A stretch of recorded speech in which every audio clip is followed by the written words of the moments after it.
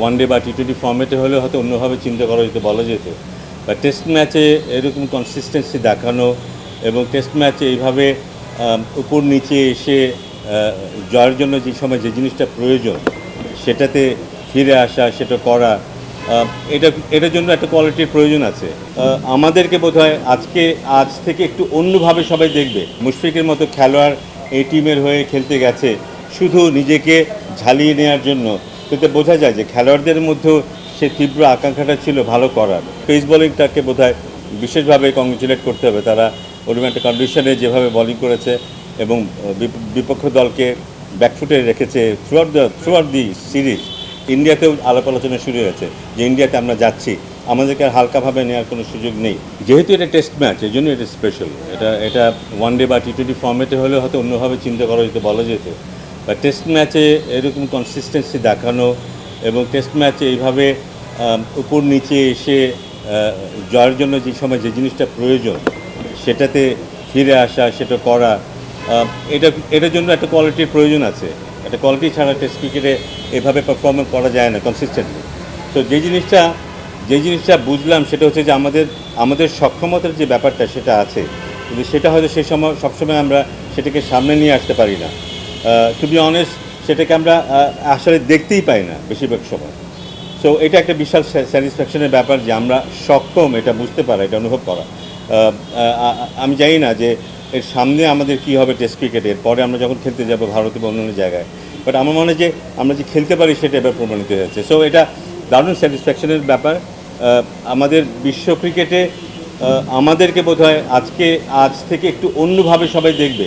আমরা পাকিস্তানে গিয়ে পাকিস্তানের মতো দলের বিরুদ্ধে 2 টেস্ট সিরিজের একটা সিরিজ জিতেছি এইভাবে, এটা আমাদের ইমেজ বৃদ্ধিতে দারুণভাবে সহায়ক ভূমিকা রাখবে ইন্টারন্যাশনালি।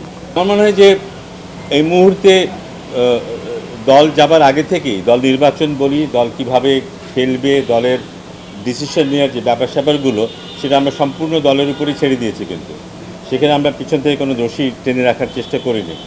সেটা হয়তো দলকে কিছুটা সহজভাবে খেলার সুযোগ দিয়েছে, সেটা হয়তো দলকে সামনের দিকে তাকিয়ে খেলার সুযোগ দিয়েছে, সিদ্ধান্ত নেওয়ার সুযোগ দিয়েছে, দল হয়তো অনেক ফ্রিলি খেলার সুযোগ পেয়েছে। প্লাস আমরা জানি যে এই দলে অনেকে আছে যারা আগেই এই টিমের সাথে গিয়েছে, ওখানে খেলেছে।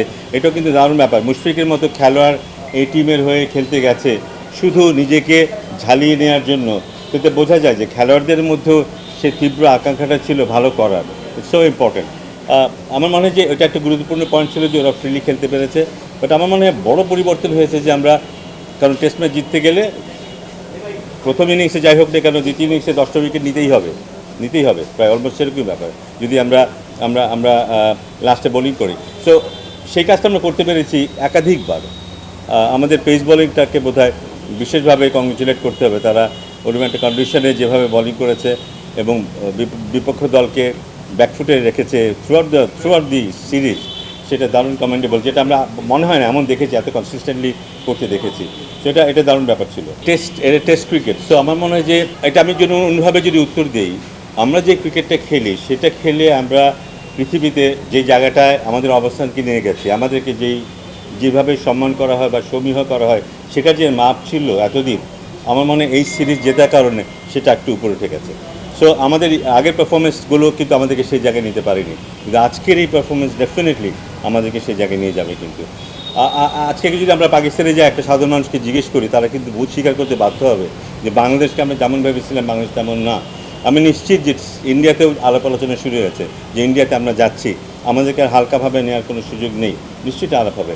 এবং সবচেয়ে ইন্টারেস্টিংলি আমরা এই সিরিজের আমাদের র্যাঙ্কিংটা যে জায়গাতে ছিল তার যেতে কিন্তু আমাদের অনেক উপরে আছে। এটা কিন্তু এমন না যে আমরা ঘরের মাটিতে খেলে ছোটো একটা দলকে হারিয়ে দিয়েছি তাই আমাদের পয়েন্ট দুটো বেড়ে গেছে থেকে আমরা র্যাঙ্কিং ওখানে গিয়েছি, তা নয়। কিন্তু আমরা যুদ্ধ করে রিলেটিভলি আমাদের চাইতে শক্তিশালী দলের বিরুদ্ধে তাদের দেশে গিয়ে তাদের মাটিতে গিয়ে ওদেরকে হারিয়েছি এবং তারপরে আমাদের এই অর্জনটা। আমি মনে করি এটা বিশাল অর্জন। যেহেতু প্রোগ্রাম চলছিল, খুব কারোর সাথে তেমন কথা হয়নি। আমি যতটুকু জানি প্রধান উপদেষ্টার সাথে ক্যাপ্টেনের কথা হয়েছে, অতটুকু হয়তো সময় ম্যানেজ করে গেছে, কারণ তারপরে এইসব পুরস্কার বিতরণী অনুষ্ঠান শুরু হয়ে গিয়েছিল। আমার সাথে আমাদের ম্যানেজারের সাথে কথা হয়েছে, তাকে আমি অভিনন্দন জানিয়েছি। আশা করি যে খুব তাড়াতাড়ি অনুমতির সাথে দেখা হবে।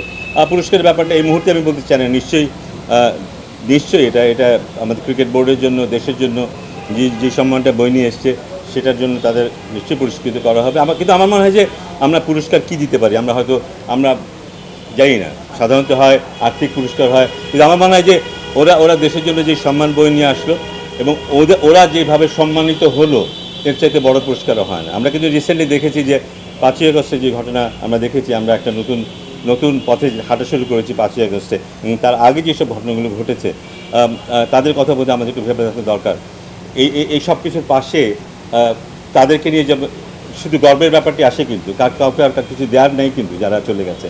সো আমার মনে হয় যে যারা এই অর্জনটা করেছে, এই সিরিজটা জয়ের অর্জনটা যারা করেছে, আমার মনে হয় তাদের যে মধ্যে যে গর্বের ব্যাপারটা আসবে, সারা পৃথিবীতে নিজেদের দেশকে উপরে উঠিয়ে নেওয়ার যে ব্যাপারটা, পাকিস্তানের মতো জায়গায় গিয়ে বাংলাদেশের ফ্ল্যাগ উঠছে ওখানে, এবং ওরা বলছে বাংলাদেশ ওদের চাইতে ভালো খেলছে, এই অর্জনটা বোধহয় অনেক কিছু দেওয়ার চাইতে অনেক বড় ব্যাপার হয়ে ওঠে। আমার কাছে সেটি সবচেয়ে বড় মনে হয়।